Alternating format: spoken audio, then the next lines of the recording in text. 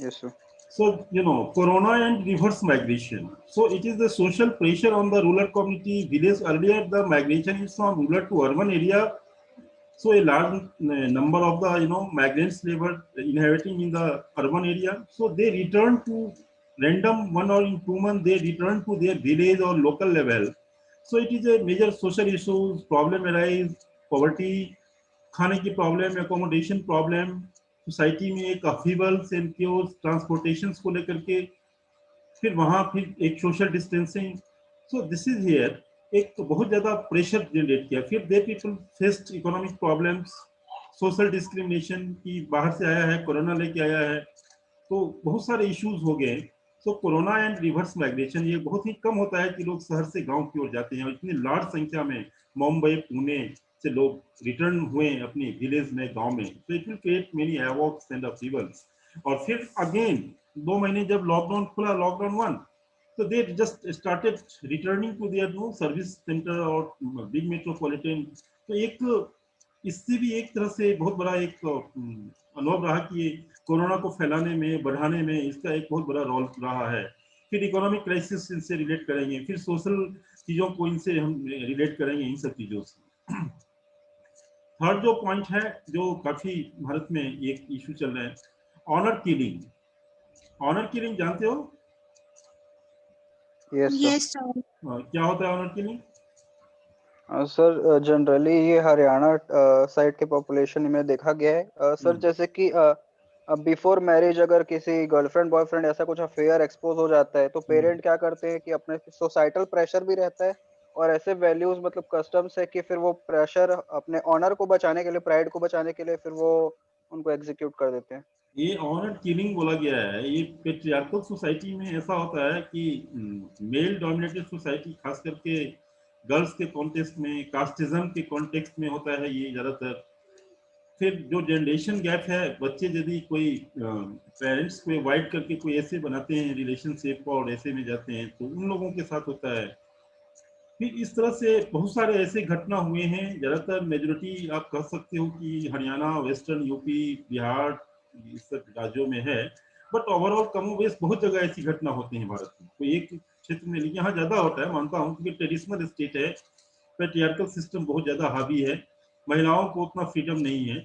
So education level उतनी develop नहीं है. ये ऐसी घटनाएं केरल में शायद रेयरली सुनने को मिलेगा. बट कई बार ऐसा होता है कि जो एक खास करके एक रिलेशनशिप, कास्टिज्म, ये अभी जैसे कोई मान लो धर्म का इशू आ गया.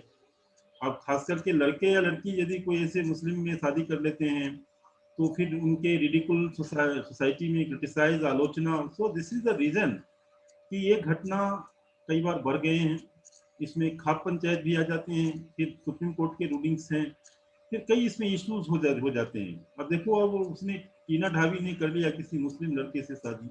ये एक नॉर्मल आदमी यदि कोई हरियाणा पढ़ी लिखी थी आईएएस ऑफिसर थी, लेकिन एक नॉर्मल आदमी यदि ऐसे करता तो एक बहुत बड़ा इशू हो जाता. फिर एक इशू हो जाते हैं उनको लेकर के सोसाइटी में, उनके पेरेंट्स को बहुत तरह से बाइकआउट कर दिया जाता है. Social boycott in Haryana it is called हुक्का पानी बैन. सो मैनी वे, एक तो उनको लगता है कि मेरा जो सोशल स्टेटस है वो डिग्रेड कर गया, बेटे ने या बेटी ने मेरे जो जो हमारे सम्मान है उन पे एक अटैक किया है. और वो इतना बढ़ जाता है एक सोसाइटी में, वो इतने इंटीग्रेटेड होते हैं कि वो फिर ऐसे स्टेप्स ले लेते हैं मारने का, और ऐसे घटना होते रहते हैं, कई बार ऐसे कर देते हैं. तो इसके पीछे मेन जो इसके पीछे रीजन क्या है और इसको कैसे रोका जाए, हाउ टू जस्ट स्टॉप ऐसी घटनाओं, कमेंट ऑन.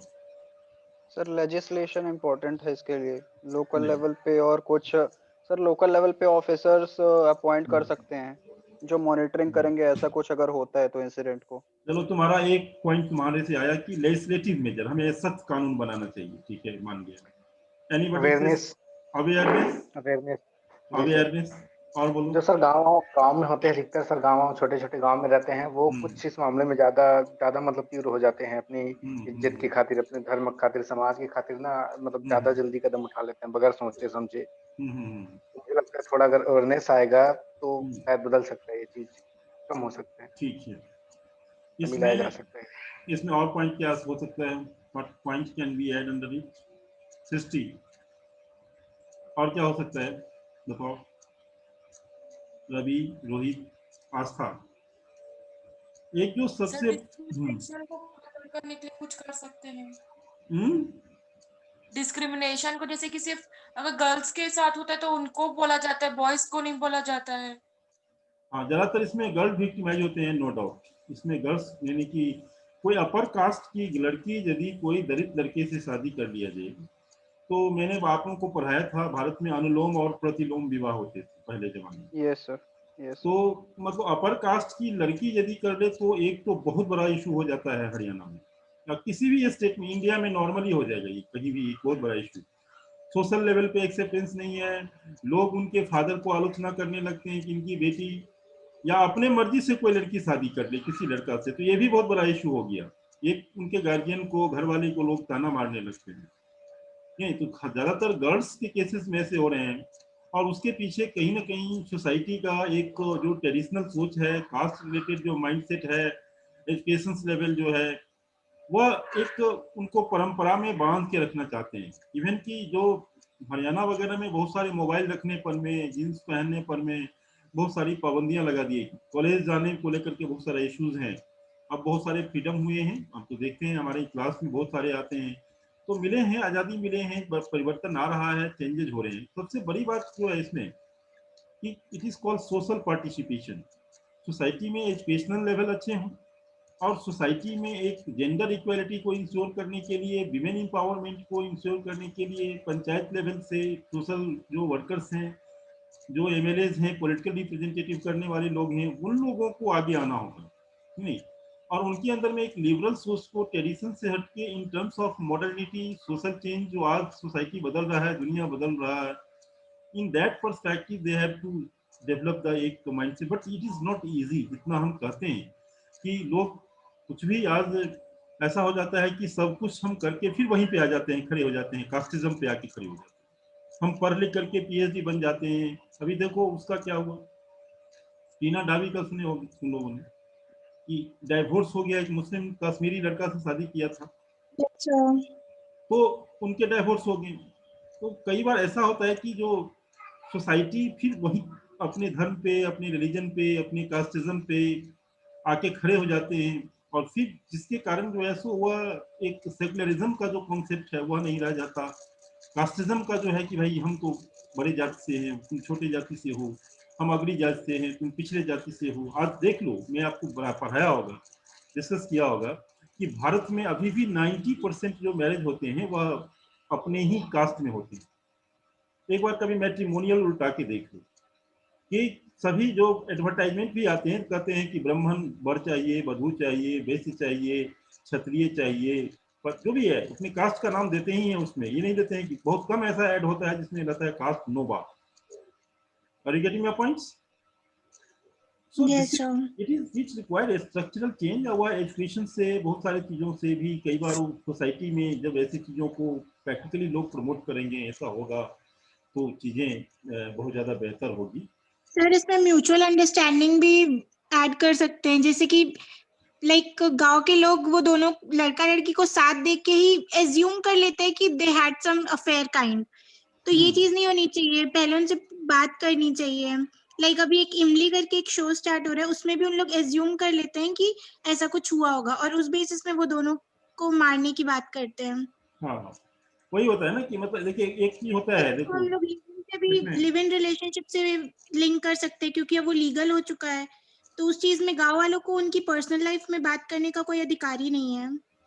नहीं देखो इसमें एक इशू कब आता है, देखो एक तो मान लो 20 वर्ष 22 वर्ष के कोई लड़के लड़की ऐसा करते हैं, तो देखो एक तो जो आज जैसे लव जिहाद हो गया, ऐसे इस कंटेक्स में एक चीज जो लगता है कि कई बार ऐसा होता है कि आफ्टर मैरिज या तो ड्यूरेबल रिलेशनशिप नहीं रख पाते हैं, फिर ब्रेकडाउन हो जाता है और ऐसे संबंध टूट जाते हैं, फिर पेरेंट्स के ऊपर में भी प्रेशर आते हैं। तो चीज़ें वो एक तो मतलब देखो रेशनैलिटी के साथ यदि करे, यानी कि कोई एक रिलेशनशिप में जाता है, किसी से संबंध बनाता है, उसके पीछे एक एक सिर्फ एक इमोशनैलिटी नहीं हो, साथ साथ उनके इकोनॉमिक्स डायमेंशन है, सोशल डायमेंशंस हैं, उनके एक और डायमेंशंस जो होते हैं इन सब चीज़ों को देखा जाए। यहाँ होता क्या है कि हमारे यहाँ एक इंटरेक्शन कह लो, या ऐसे में लोग रिलेशनशिप में चले जाते हैं, फिर सामाजिक सरोकार भूल जाते हैं। एक बार यदि उसने अपने परिवार से, रिश्तेदार से टूट के, ऐसे मान लो मुस्लिम लड़की से किसी ने, या किसी ने मुस्लिम लड़के से, या किसी ने नीचे कास्ट से कर दिया, तो इनके सारे रिश्तेदार, रिलेशन, चीजें उनसे बिखर जाती हैं। वो कहते हैं इनसे हम संबंध नहीं रखेंगे, रिलेशनशिप नहीं रखेंगे। तो नो डाउट कि your choice is importance given, लेकिन आपका चॉइस पूरे रिश्तेदार, रिलेशन, हर एक सोशल कॉस्ट पे नहीं होना चाहिए। Are you getting your points? Yes sir. मतलब जब हम कोई रिलेशन बनाएंगे तो हम देखेंगे कि इससे पूरे, मान लो कि यदि सोसाइटी वाले नाराज हो जाएंगे, रिश्तेदार हमसे कट जाएंगे, तो मतलब देखो आज IAS ऑफिसर बनी, आज चलो ठीक है, वो टीना डाबी IAS ऑफिसर, आज उनका 2 साल के अंदर में, 3 साल के अंदर में उनका डाइवोर्स हो गया। ये तो फैमिली ब्रेकडाउन होना या टूटना, यानी कि आप कहीं ना कहीं से आपके डिसीजन लिए थे वो सही नहीं था। कोई आदमी शादी करता है तो एक लाइफ लॉन्ग एक पार्टनर्स को लेकर के करता, कहीं ना कहीं गार्जियन का भी साइड है कि वो जब देखो अरेंज मैरिज जो होते हैं उसमें एक सोशल सपोर्ट होते हैं, एक चीजें होती हैं सब तरफ से, एक यदि कोई रिलेशनशिप में आते हैं तो उन चीजों को लोग समझाते हैं, करते हैं, तो कहीं ना कहीं इनमें बहुत सारे निगेटिविटी आई है। लेकिन ये नहीं कहा जाए कि उसको ऑनर किलिंग कर दिया जाए, यदि ऐसी चॉइस फ्रीडम है, सब चीजें हैं, बट उसमें एक रेशनैलिटी होनी चाहिए कि वट एवर द रिलेशनशिप लड़के या लड़की बना रहे हैं तो उसके पीछे बहुत सारे बैकग्राउंड मैच्योरिटी होनी चाहिए। तो फिर गार्जियन को भी उनसे मिलना चाहिए, चीजें उनसे सलाह लेना चाहिए। तो आजकल जो है इसको लेकर के ऑनर किलिंग तो गलत है, सुप्रीम कोर्ट ने भी इसको कहा है भाई 18 वर्ष का कोई है, आप कहीं रहो, किसी के साथ रहो, तो आपको। सर ऑनर किलिंग का एक बहुत बड़ा कारण ये भी हो सकता है कि सर हमारा समाज पितृसत्तात्मक समाज है, कि पिताओं के अनुसार चलता है। आज जब मतलब अधिकतर केस ये देखा जाता है कि एक तो भाई ने हत्या कर दी लड़के लड़के की, या पिता ने, कभी आज तक ये केस नहीं आया कि माँ ने की है किसी की हत्या। तो माँ समाज ने में सर नहीं, इसका भी सही बहुत बड़ा बात है, प्रभाव माँ ने पड़ता है। नहीं किया है, माता को माता न भवत हमारे यहाँ है। वही तो बोल रहा हूँ सर, पिता या भाई का ही नाम आता है। मतलब ये पितृसत्तात्मक जो समाज है पेट्रियार्कल, उसका भी बहुत वही बड़ा रोल पेट्रियार्कल का होता है है। ना, जी सर। पितृ हाँ सर, जी सत्तात्मक सर, जो वही। व्यवस्था है ना पेट्रियार्कल, वो सही बात कहा, माँ ने नहीं की। लेकिन sir even if the family accept करता है, अगर फैमिली फिर भी अगर सोसाइटल प्रेशर रहता है, उनको डिस्क्रिमिनेशन वगैरह फेस करना पड़ेगा, आइसोलेशन, तो ऐसा प्रेशर भी के मतलब मेन कारण बन जाता है। हाँ हाँ, वही प्रेशर ऑपरेट करता है। तो ऐसा प्रेशर जो सोसाइटी में, सोसाइटी इस चीज को एक्सेप्ट नहीं कर पा रहा है ना, कि मतलब जो धर्म, जो विभिन्न जाति में शादी, एक सोसाइटी है, कम्युनिटी है, चीजें तो उतना एडवांस हमारा सोसाइटी मतलब सोच से, एटीट्यूड से नहीं हुए ना कि हम कहीं किसी से शादी कर लेंगे। एक हमारा सर सोशल जो। इसमें एक मेरा हाँ। Yes sir, yes sir. Yes. Sir इसमें एक मेरा पर्सनल एक्सपीरियंस ये रहा है कि अभी मैं देखा, मतलब हम ही लोग के कास्ट में हाँ एक ऐसा लव मैरिज का केस आया। तो हाँ शुरू में पूरे फैमिली के जितने थे दूर दूर के रिलेटिव सब मतलब उनको क्रिटिसाइज करने लगे। हाँ लेकिन जब फैमिली के उसके फादर थे, हाँ उन्होंने एक्सेप्ट कर लिया और वे काफी मतलब इकोनॉमिक रूप से काफी प्रॉस्परस है, तो फिर सब शांत हो गए, सब पार्टी में आ गए। हाँ हाँ, तो ऐसा सर होता तो है कि सर ऐसा भी तो होता है। Economic, yes sir. हाँ, आ जाते हैं, मान जाते हैं, लेकिन ऐसा है कि उसका एक, लेकिन ये अच्छा हुआ ना कि इसकी चीजों, कोई एक पक्ष मजबूत था, चीजें को लेकर के आ गई। तो कई बार ऐसा होता है कि जैसे देखो आज उत्तर प्रदेश, बिहार में एक गरीब लड़की है, मान लो सपोज, और एक गरीब लड़की को सामाजिक तरीके से यदि कहेगा कि तुम एक IAS लड़का से शादी कर लो, उसके फादर को, और IAS लड़का क्या कहते हैं किसी अनटचेबल कास्ट से है, तो वह गरीब परिवार का जो ब्राह्मण या कोई अपर कास्ट क्षत्रिय लड़का होगा, वह IAS से अरेंज मैरिज नहीं करेगा। वो सोचता ही नहीं है उसके बारे में कि हमको अपने कास्ट में ही शादी को, माइंडसेट जो है ना वो उससे बाहर नहीं निकला है। हाँ ठीक है, अलग ये अलग बात है कि वो लड़की, अब मान लो कोई लड़की अब शहर में रह रही है, कॉलेज में, या किसी ऐसे लड़के से कर लिया, तो वो अलग कॉन्टेक्स्ट है, वो बहुत ही कम ऐसे होते हैं। लेकिन आज भी जो अरेंज मैरिज और जो सामाजिक जो तौर तरीका है, जैसे मैंने मैट्रिमोनियल्स का आपको एग्जाम्पल दिया, वो एक सोसाइटी को, सोशल, अपने कम्युनिटी में, अपने कास्ट में वो चयन करते हैं और उस ग्रुप में ही करते हैं मैरिज। तो खास करके एक इशू है, और कई भी इशू हैं, जैसे बहुत सारे ऑनर किलिंग से रिलेटेड सुप्रीम कोर्ट इसको हमेशा इसके विरोध में बोलते हैं, verdict देते हैं, उनको ये करते हैं। लेकिन इसका सबसे बड़ा जो है सोशल जो चीज है, चेंज होना चाहिए। और सोशल चेंज के बगैर ये सिर्फ लॉ से, कानून से नहीं हो सकता। ठीक है, यानी कानून सख्त भी है, क्या करोगे आप, मार दिया आप, एक उसको जेल दो दोगे, सजा दे दोगे, लेकिन वो इतना, बहुत घटनाएं हुए हैं कि इसमें सोशल बदलाव आना है, सोसाइटी में चेंज लाने हैं, लोगों के माइंडसेट में चेंज लाने हैं। अब उसके लिए एजुकेशन और चीजें बहुत ज्यादा रेलिवेंट। एक और जो अभी हाल ही में 2 साल से इंडिया में चर्चा रहा है, मैंने ब्रीफली किया है, me too campaign. Me too से भी क्वेश्चन आए हैं। ये मी टू कैंपेन क्या है? सर वेस्टर्न कंट्रीज में सेक्सुअल या कोई हैरेसमेंट या मोलेस्टेशन एट वर्क प्लेस हुआ तो वुमेन जो हैं काफी टाइम बाद वो उसको रिवील किए through social media that at some point of time this और दैट पर्सन। सर तो फिर एलिगेशन लगाया तो सर वो ट्रेंड फिर इंडिया में भी आया, फिर यहाँ भी लोग जो वुमेन थे वो मतलब अवेयर हुए। तो पहले क्या डर रहता था सोसाइटी का, लेकिन जब ये ट्रेंड बना सोशल मीडिया के थ्रू तो मतलब एक स्टिग्मा था उसको लेके कि लोग रिवील नहीं और मैटर को दबा देते थे, तो उसके थ्रू एक ये ट्रेंड बना और इंडिया में भी आया मूवमेंट है। So in women-related issues, we have briefly highlighted it is the patriarchal society and everywhere workplace harassment, sexual harassment से related है, and it is very common.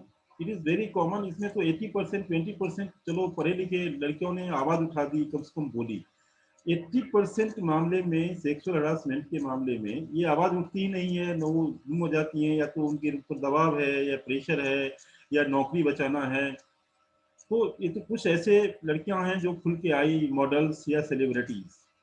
तो एक मीटू जो है, अक्सर लड़कियों की यदि आप 100 लड़कियों का इंटरव्यू लो तो उसमें से 80-90 लड़कियां ऐसे होगी जो कहेगा कि नहीं, कहीं ना कहीं मेरे लाइफ में हरासमेंट का, ईव चीजिंग का ऐसे केसेस हुए हैं, किसी ने किया है और सही में किया होता है। तो ये जो एटीट्यूड है इट इज ए ग्लोबल भी है, इंडिया में भी है। अब ये जो चीजें हैं, पैट्रियार्कल माइंडसेट, लड़कियों को इस नजरिए से देखना, ऐसे ह्यूमिलेट करना वर्क प्लेसेस पे और कहीं पब्लिक प्लेसेस पे या कहीं कोई काम के बहाने, फिल्म में जो कास्टिंग काउच है, तो ये सब चीजें जो बहुत सारे कॉन्सेप्ट हमारे यहाँ, वाइफ शेपिंग का कॉन्सेप्ट है, कास्टिंग काउच का कॉन्सेप्ट है, तो ये सब कहीं ना कहीं इन सब चीजों से रिलेटेड है। और ये दिखाता है कि एक सेकेंडरी स्टेटस दिखाता है, it is the women secondary status और ह्यूमिलिएशंस को दिखाता है। So many feminist movement, women organisation, law, strong law जो मैं डिस्कस किया हूँ, हरासमेंट लॉ दिखाया भी हूँ आप लोगों को, लॉ है बट इट रिक्वायर कि आप प्रोविजंस के साथ साथ law are not even enough कि इसके लिए व्हाई नॉट अवेयरनेस, इन चीज़ों को लेकर के एजुकेशन, इन चीज़ों को सोसाइटी। हमारे ही देश में कुछ स्टेट ऐसे हैं जहाँ ये हरासमेंट का नाम ही मीटू क्या, हरास विमेन को इस नज़रिए से देखना, और उनको ट्राइबल विमेन की मैं बात कर रहा हूँ नॉर्थ ईस्ट में, कि कहीं भी हरासमेंट नहीं होता है कि इस तरह से, वो इतना ओपन सोसाइटी है और इतना क्या कहते हैं महिलाओं को फ्रीडम है। तो वाई की इट इज़ कि ऐसे हमारे बाकी स्टेट में ऐसे क्यों हो रहे हैं? तो कहीं ना कहीं उनका एक जो एक माइंडसेट है महिलाओं को सेक्सुअल हरासमेंट को लेकर के, सेक्सुअलिटी को लेकर के, और women is always presented in the media act as a consumer की तरह उनको आप देखते हो। मीडिया में उसके ब्यूटीज को कमर्शलाइज किया गया है, जो जिस तरह से जो टेलीविजन चैनल से लेकर के और जितने भी मीडिया हैं, इलेक्ट्रॉनिक्स मीडिया, फिल्म में महिलाओं को ये जो जिस तरह से प्रेजेंटेशन, कपड़े और उनको एक पेट्रियार्कल सोसाइटी में उनको जो दिखाया जा रहा है, तो उसी से एक होता है क्या है कि नहीं, ये चीजें ये प्लेजर की चीज है, ठीक है नहीं, ये प्लेजर की चीज है। तो जिसके कारण एक उस नजरिए से जो माइंडसेट है लोग देखें, it is not the pleasure. हमारे यहाँ यत्र नारी को जयंते रमनते तत्र देवता की भी बात है, महिलाओं को एक बहुत बड़ा एक पवित्र जगह दिया गया है। लेकिन ये वेस्टर्न का जो आया है और कहीं ना कहीं से एक सोसाइटी में जो ट्रेडिशनल जो महिलाओं के प्रति जो एटीट्यूड है, उसी का पार्ट है कि एवरीवेयर वीमेन्स आर ह्यूमिलिएटेड। और खास करके जो कास्टिंग काउच फिल्म में तो बहुत ज्यादा है, सीरियल्स वगैरह में। इसको लेकर के what are the mechanism, that is कि आप लेजिस्लेशन के साथ साथ एक सोशल लेवल पे रोल होते हैं, एक हर एक इंडिविजुअल्स की रोल होती है।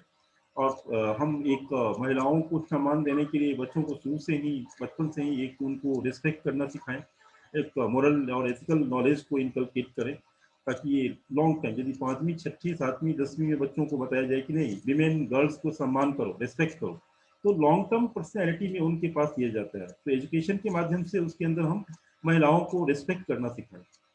तो दिस इज हियर, इससे धीरे धीरे एक हम समाज का निर्माण कर सकते हैं जो विमेन फ्रेंडली होगा और विमेन के विरोध में नहीं।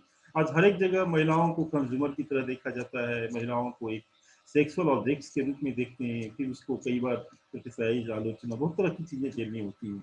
जब एक महिला घर से जाती है काम करने, वहाँ पर भी उसको सेक्सुअल ह्यूमिलिएशन है, एक्सप्लॉयटेशन है। तो ये बहुत बड़ा है ना कि उनके एम्पावरमेंट में, एजुकेशनल डेवलपमेंट में अब बहुत सारा केस स्टडीज आते हैं एथिक्स में कि भाई जिसी के कारण लड़कियों को लोग बाहर नहीं पढ़ाते हैं, स्कूल नहीं भेजते हैं, बहुत सारे कोचिंग इंस्टीट्यूट में नहीं भेजते हैं, जिसके कारण उनका जो educational development, economic development like that. ठीक है, कुछ लोग कमेंट करना चाहोगे?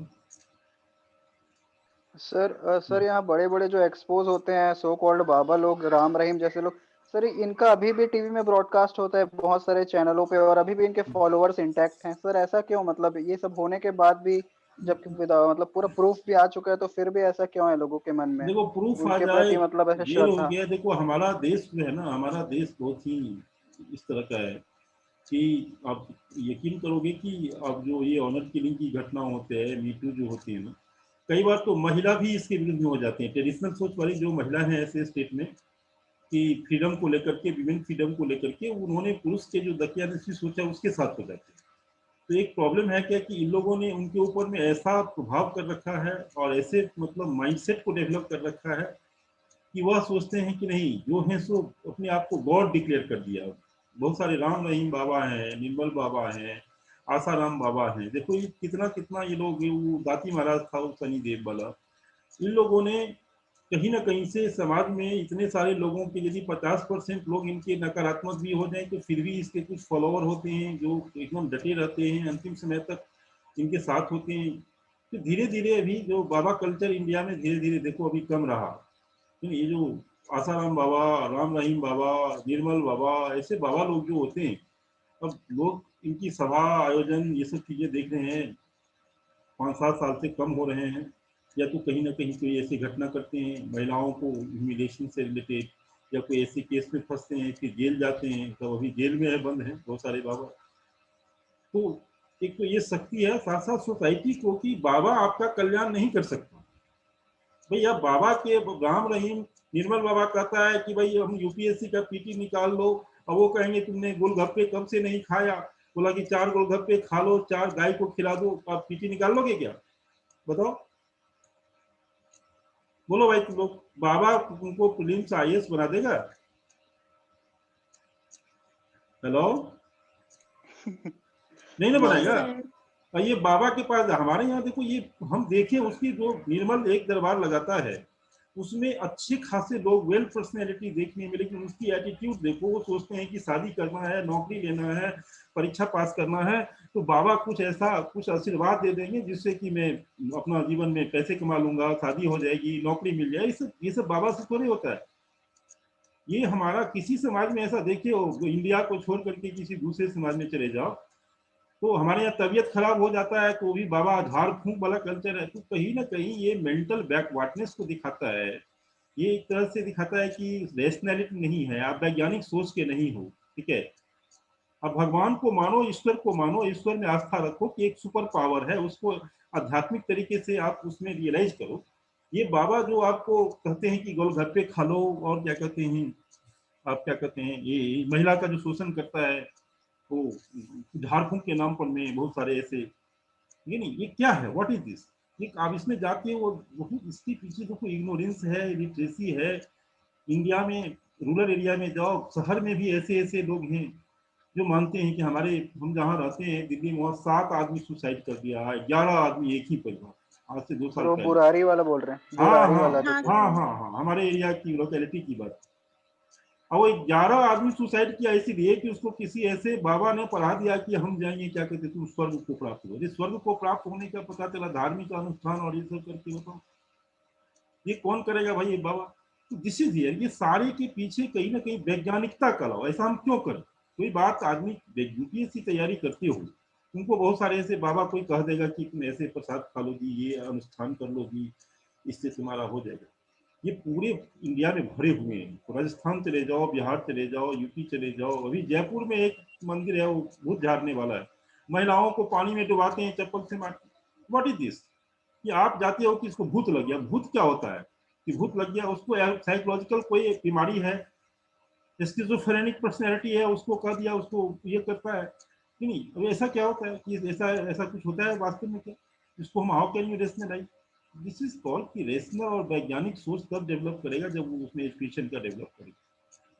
ये देखो साउथ में वो केरल में बाबा लोग सब दिखाई देता है, नहीं दिखाई देता, सब बाबा लोग राजस्थान, हरियाणा, क्या कहते हैं, यूपी, बिहार में भी कम दिखाई देगा, ये नहीं, बिहार ये सब बैकवर्ड स्टेट में है, बैकवर्ड लोग सब। यहाँ एक निरंकारी बाबा आता है, 4 दिन तक जाम कर देता है पूरा दिल्ली को, रोड को, कहाँ कहाँ से आदमी सब आ जाते हैं। तो सोचता है कि बाबा अमेरिका से आए हैं, कल्याण करेंगे, आशीर्वाद देंगे, उसके लिए मरने को लोग तैयार होता है। Are you getting my points? Yes, sir. So ultimately, Yes, sir. all these things required. Fifth point is called displacement here. Displacement का मतलब ट्राइबल का मैं कॉन्टेक्स्ट में थोड़ा सा डिस्कस किया था। डिस्प्लेसमेंट का एक सोशल डायमेंशन है, जैसे कि डिस्प्लेसमेंट में you can provide the economic support, सब चीज आप दे सकते हो, बट उसके social support you can not provide. कि डिस्प्लेस्ड पीपुल ट्राइबल यदि है तो जिस सोशल सोसाइटी में रह रहा है, ये चीज जो नेचुरल कल्चरल उनका जो लिविंग है, वो चीज सबसे बड़ा इशू है। आपने उसको घर दे दिया, हटा करके सब कुछ दे दिया, रिहेबिलिटेशन कर दिया, लेकिन सोसाइटी का जो उनका जो नेटवर्क रिलेशन, एक उन चीजों से जो अटैचमेंट था वो नहीं मिलता है। तो एक बहुत बड़ा एक सोशल प्रॉब्लम है कि उनके साथ सोशल जो नेटवर्क है, चीजें हैं, लोगों से रिलेशनशिप है, वह डिस्टर्ब होता है। ये पॉइंट देखो, खाप पंचायत सुने हो? Yes, sir. खाप पंचायत Yes, भी, खाप पंचायत इनके Yes, खास sir. बहुत बड़ा पंचायत है, 50-100 गांवों को लेकर के एक बहुत बड़ा पंचायत बनता है, जिसमें एक ही जाति के लोग होते हैं, ज्यादातर जाट और गुज्जर कम्युनिटी में होते हैं। इसको सुप्रीम कोर्ट ने बैन कर रखा है। ये आप कैसे वर्डिक्ट देते हैं? तो किसी लड़के ने यदि किसी लड़की को रेप कर दिया तो ये पंचायत कहेगा कि इसको 50 जूते मारो और दोनों को शादी कर दो, ठीक है? ये कॉन्स्टिट्यूशन, लॉ, कानून से परे एक अपना निर्णय लेते हैं इसमें, इसके, और ये बहुत तगड़ा, इतना तगड़ा है कि सरकार भी इसके सामने में नतमस्तक होता है। वोट बैंक पॉलिटिक्स है। सो मेनी टाइम इसके ऊपर में अटैक नहीं, पंचायत के अटैक करने का मतलब वो पॉलिटिकल पार्टी चुनाव हार जाएगी, ये नहीं, लाखों लोग करोड़। इसीलिए सरकार भी जो सुप्रीम कोर्ट फटकार लगाता है, सरकार मौन हो जाती है। तो यू नो मेनी वे कि हरियाणा में एक लड़के लड़की को गांव से भगा दिया, वो पढ़ा लिखा लड़का था, दोनों को वेल क्वालिफाइड था, क्यों? इसीलिए कि दोनों एक ही गोत्र में शादी कर दी। और खाप पंचायत ने निर्णय दिया कि भागो। वो लड़का पढ़ा लिखा था, उसने कोर्ट में गया, थाना में गया, थाने वाले कहते हैं कि भाई तुमको तो ठीक कर रहा है, तुमने गोत्र में क्यों शादी की? उसको थाने को लॉ भी नहीं मालूम कि कानून क्या कहता है, उसके अगेंस्ट में था। फिर हायर लेवल पे गया तो उसको सिक्योरिटी दे दिया, 3-4 ठो पुलिस वाला दे दिया। गांव वाले ने पुलिस वाले को भी सबको गांव से निकाल दिया, बहुत सारे 5 लाख लोग खड़े हो गए, एक पंचायत बागपत में बैठा दिया। अब सुप्रीम कोर्ट इधर से ऑर्डर दे रहा है, अब वहां प्रशासन जो लागू करने वाला है वो हाथ खड़े कर लिया, सरकार हाथ खड़े कर लिया, अब क्या करेंगे? तो दिस इज ये, इसकी संख्या इतने हैं, इतने सारे लोग इकट्ठे हो जाते हैं, फिर कहते हैं महिलाएं जींस नहीं पहनेगी, लड़कियां को ऊपर में रेस्ट्रिक्शन लगाओ, मोबाइल नहीं रखेगी, लड़के लड़कियों के ऊपर में बहुत तरह से पाबंदी लगाते हैं। तो many times they should just change their traditional thinking and they, khap panchayat के लोग जब मॉडर्न होंगे, वो देखते हैं कि सोशल चेंज को उनको एक्सेप्ट करना होगा और बदलते हुए इन कॉन्स्टिट्यूशनल पर्सपेक्टिव में उनको सोचना होगा। So this are the reason कि उनको और ज्यादा स्ट्रॉन्ग करने की जरूरत है कि खाप पंचायत एक हमारे कॉन्स्टिट्यूशन से बड़ा नहीं है, संविधान से बड़ा नहीं, संविधान के अपोजिट कई बार बोलते हैं, फरमान जारी करते हैं, लाइक दैट। तो एक देखना, एक इससे भी क्वेश्चन अक्सर रिलेट कर दिया जाता है, खाप पंचायत ये नॉन कॉन्स्टिट्यूशनल है और कहीं ना कहीं से सुप्रीम कोर्ट हमेशा इसके विरोध में बोलते रहते हैं। तो ये ट्रेडिशनलिटी को लेकर के है, तो इनके जो सोशल है कि इसमें इनके सोशल ट्रेडिशनल और कस्टमरी सिस्टम के या वेस्ट है, ज्यादातर एक्टिव हैं। हरियाणा एंड वेस्टर्न यूपी में ये खाप पंचायत जाट और गुज्जर कम्युनिटी में बहुत ज्यादा एक्टिव। और getting my points? Yes, sir. Yes, sir. अब आओ नेक्सलिज्म। नेक्सलिज्म इशू मैं डिस्कस नहीं किया था। नेक्सलिज्म का मैं ब्रीफिंग एक बार कर दूं, एक तो है काफी lengthy, simply you know, India में जो नेक्सलिज्म है, it is a place called Naxalbari in West Bengal. 1967 में चारू मजूमदार और कानू सन्याल, ये 2 पर्सन थे जिन्होंने ये नक्सलवाड़ी में एक पीजेंट मूवमेंट को शुरुआत किया था। और वहीं से जो नक्सलवाड़ी से जो क्या हुआ, एक 1969 के आसपास एक संगठन बना बिहार में, माओइस्ट कम्युनिस्ट सेंटर माले। माओइस्ट कम्युनिस्ट सेंटर MCC, और ऐसे करके एक संगठन बना MCC, माओइस्ट क्यों नाम पड़ा? क्योंकि जो इसमें जो ये जो इनका विचारधारा है, जो चारू मजूमदार, कानून संन्याल और इस आंदोलन से जुड़े लोगों का, वह माओ से तुंग से मिलता जुलता है। माओ से तुंग वाज द चाइना का बहुत बड़ा डिक्टेटर था। वह कहता था powers come from the barrel of gun, powers come from the barrel of gun, यानी कि तुम गरीब हो, निरीह हो, शोषित हो, पिछड़े हो, तो बंदूक उठाओ और जिसके पास है उससे छीन लो। इस तरह का खतरनाक सोच रखने वाला था। यानी जो कार्ल मार्क्स के जो थोड़ा सा जो सोशलिस्ट कम्युनिस्ट का जो आइडिया था, उससे बहुत ज्यादा और रिजिड आइडिया को लेकर के ये, इसीलिए इसको बोला जाता है माओवादी, क्योंकि माओ से तुंग का जो ये खतरनाक सोच था उसी को लेकर के ये आगे बढ़ा। इसके बाद एक बिहार में संगठन बना जो MCC के नाम से जानते हैं, और आंध्र प्रदेश में एक संगठन बना people's war group. People's war group के नाम से वह ऐसा ही संगठन बनाया। पहले तो ये बंगाल से निकला, उड़ीसा में गया, उड़ीसा से फिर बिहार झारखंड जो एरिया है उस एरिया को इंक्रोच किया।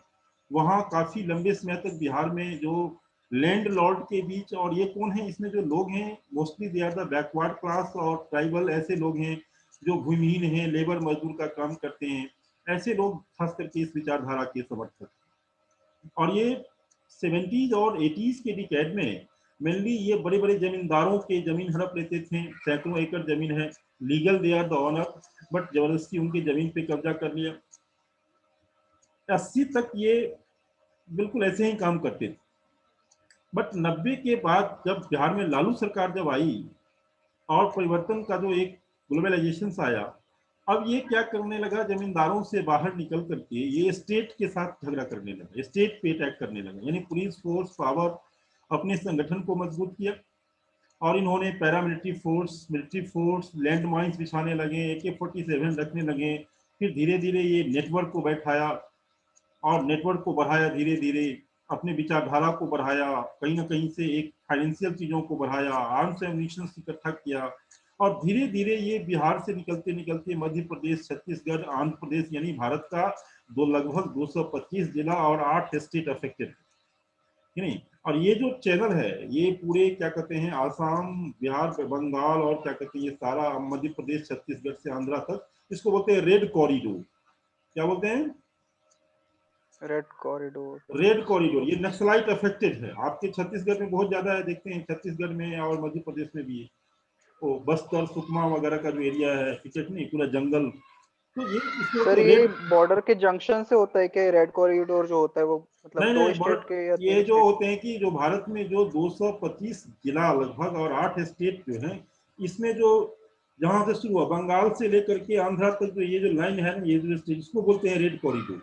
नक्सलाइट अफेक्टेड डिस्ट्रिक्ट या स्टेट, इसको ये समझो। यहाँ पर में नक्सलाइट एक्टिव है, नक्सलाइट का ऑर्गेनाइजेशन है, उनके संगठन है, इसको चिन्हित किया गया है। इसको लेकर के कोबरा फोर्स गठन किया गया, बहुत ही एक्टिव है। यानी कोबरा बटालियंस बनाया गया, बहुत तरह से STF बनाए गए, स्पेशल टास्क फोर्स बनाए गए, महिला बटालियन बनाए गए। अब ये इतने ऑर्गेनाइजेशन, इनके पास लैंड माइन, AK-47 से भी खतरनाक हथियार सब ले लिए हैं। अब ये स्टेट को चैलेंज कर रहे हैं, इसके लीडर्स गवर्नमेंट से टॉक करने नहीं आते हैं। और एक बहुत बड़ा इनका जो ट्राइबल एरिया जो है, आपके मध्य प्रदेश, छत्तीसगढ़ के ट्राइबल लोग इनसे जुड़े हुए हैं। विद्याचरण शुक्ल को मार दिया, महेंद्र कर्मा जो कांग्रेस के लीडर्स थे उसको मार दिया, गन शॉट कर दिया, और अक्सर मारते रहते हैं। महेंद्र कर्मा का जो बेटा है अभी, वो इस मूवमेंट को, सलवा जुलूम को आगे बढ़ाया था, तो वो सलवा जुलूम को सुप्रीम कोर्ट ने बैन किया। अब उसके ऊपर भी इसलिए ये अटैक करने का सोच रहे हैं। अक्सर हर एक महीने में 1-2 घटना करते रहते हैं। तो this is here, it's ultimately एक बहुत बड़ा इंटरनल सिक्योरिटी के लिए एक बहुत बड़ा खतरा है।